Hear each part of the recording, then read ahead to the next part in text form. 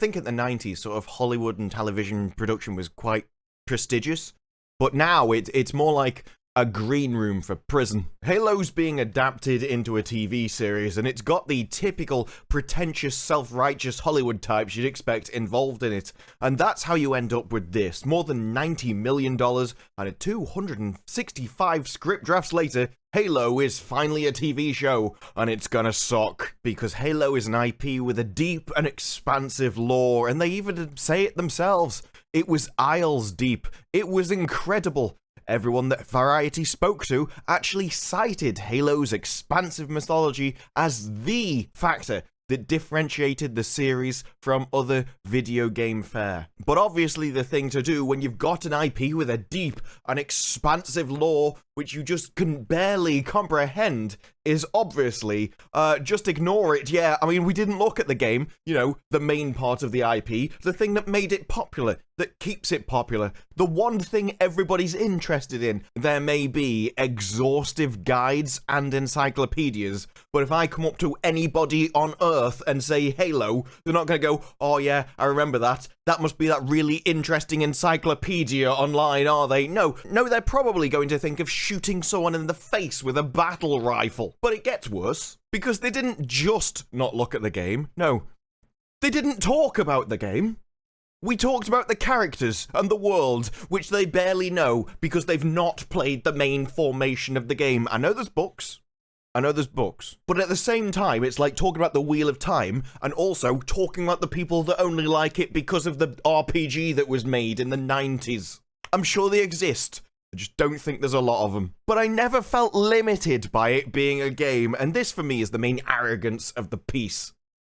The people in Hollywood who think that their TV show or their movie production is the main course. When actually, I'd rather sit in my room and watch somebody else on YouTube sit in their room talk about almost anything before I actually go to see one of your movies. But the best bit is, I've never felt limited by it being a game. I've never felt limited making a show about an IP by the actual IP itself. No, you know what I like to do? I like to go and get IKEA wardrobes and then just start sticking the walls on at random in all different directions. Why? Well, I know there are instructions there, but I just don't want them to limit my creativity.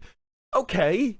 I mean, you bought the wardrobe, you're perfectly allowed to do that, and also what you end up with is going to be crap. That's because you buy the wardrobe, you buy the instructions and the things to put it together into what was already pre-created. If you deviate from that, it's going to turn out like an awful mess. Because when it comes to things like Halo or any IP, there is one way to do it.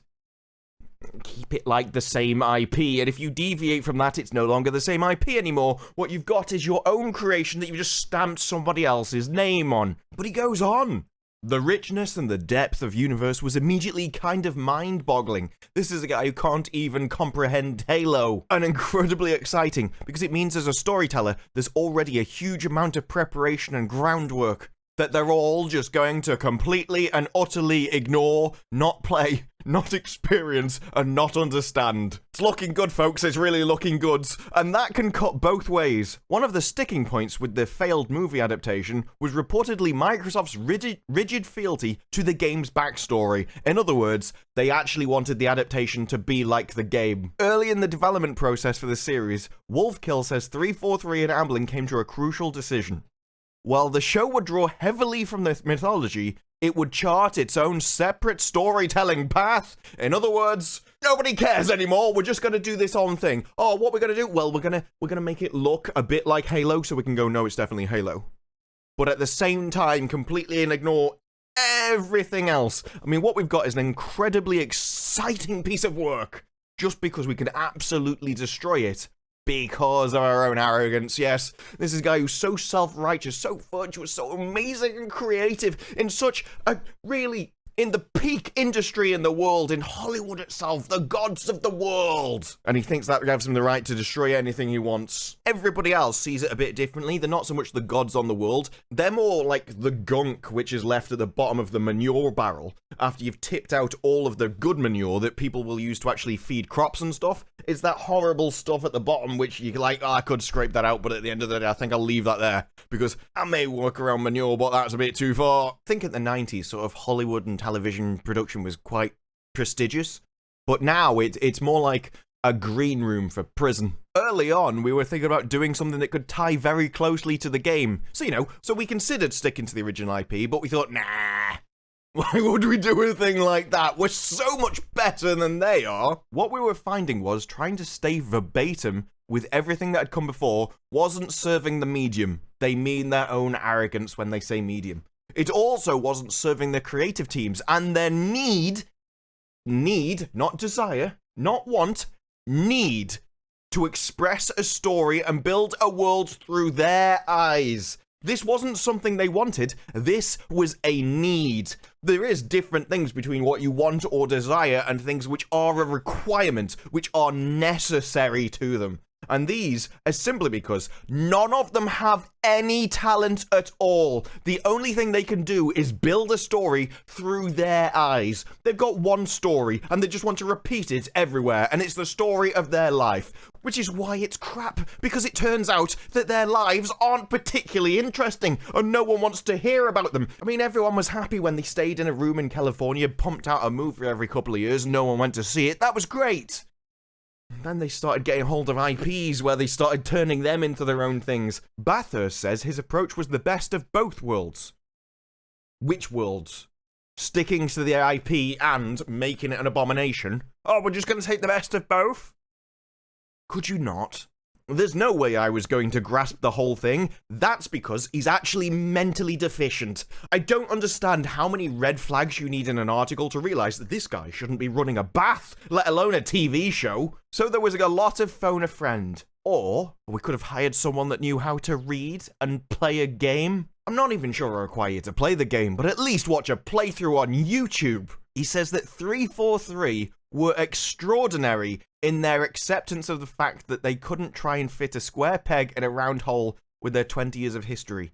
Gaming is a completely different medium. I mean, for a start, yes, it's a far superior one. But, if anything, I'm not even sure they're that different. It's just more things to care about in a game. Like, you've actually got things like gameplay to actually think about, rather than just presenting them with something.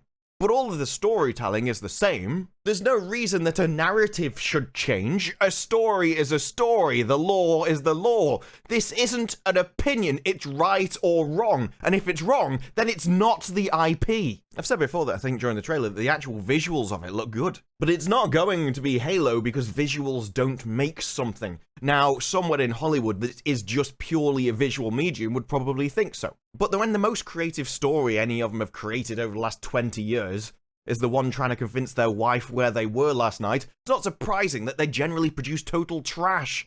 And it's all because they don't care. They don't care about the IP. No, we're a different medium. We're a different medium. That's a game. That's a game. We're a TV show. Completely different things. A great example of how this will work is the character Cortana. She says the show's version is new and exciting. A different kind of beast.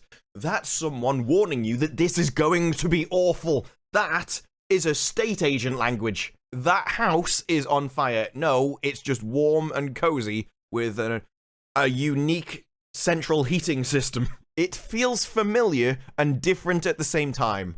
It shouldn't.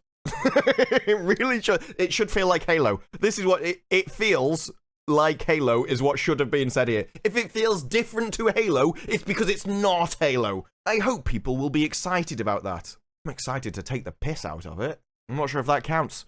But what you've got in a showrunner who's making a gaming franchise adaptation is someone who didn't look at the game, feels like games are small and tiny and limiting, understands that the IP is massive, admits that he's too thick to understand it, so just says that him and his talentless team are going to change everything about it because they're incapable, physically incapable of understanding the lore, so they just have to make a story about them. People wanted to see Halo, not through the eyes of your writers. Because if their lives and things through their eyes were so exciting, they'd be writing their own IPs.